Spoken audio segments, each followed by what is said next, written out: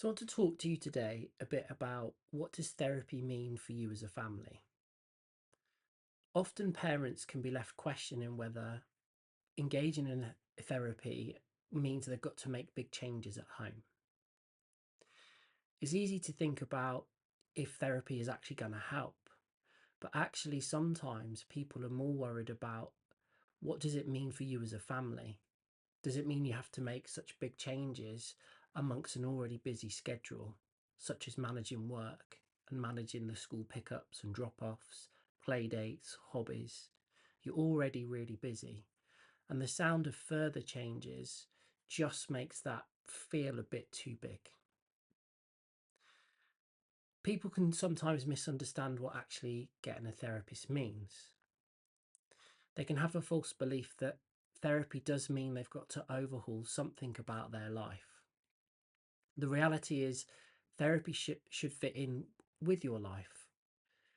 You'll begin to see it more than a club or an activity where you pick up and drop off, but there's a deeper value.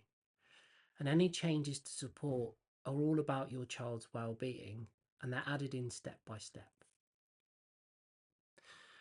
Another false belief is that therapy means that you've been doing something wrong as a family. The reality of this is it should feel like further guidance, maybe some practical tools, and definitely not any judgment. Any change has got to feel manageable and reasonable. And thirdly, another false belief is that starting therapy means a huge long-term commitment. And in reality, it's usually small steps, reviewed as you go, and keeping in constant contact and collaboration with your therapist. So here's three things that might really happen as you start on a therapy journey. Firstly, therapy should definitely cause minimal disruption. Yes, in agreeing a time and a day to meet, which is the same time each week, it might require tweaks to your routines. Maybe you have to put something on pause for a short time. But any bigger changes as a family are done in small steps to create the biggest shifts. In example, maybe there are some changes to bedtime routines or plans for how you transition from the house or manage going to school, coming home. These are carefully thought out responses that reduce emotional outbursts. Second, we're aiming for consistency, definitely not perfection. We need to think about what's going to be most helpful, starting really small with 1 to 2 repeatable things that you can stick to. It's got to be realistic.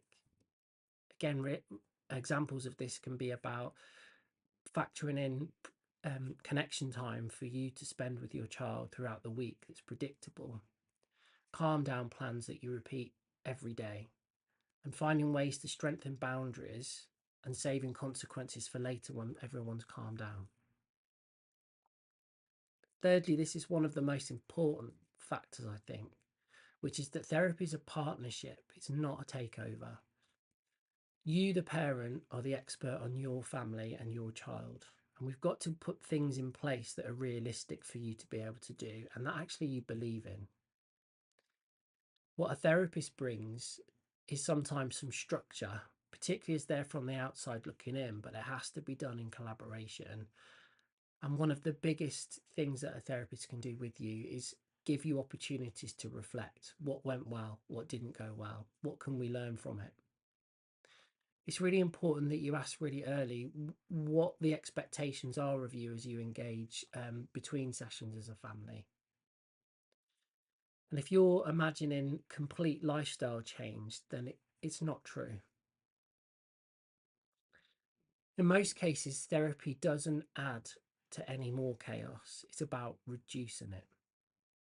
Finding the right support helps you to simplify things, prioritize, and to feel steadier, particularly in the hardest moments. And importantly, to feel supported throughout this. Support shouldn't overwhelm you or your family. It should join with you and add to it.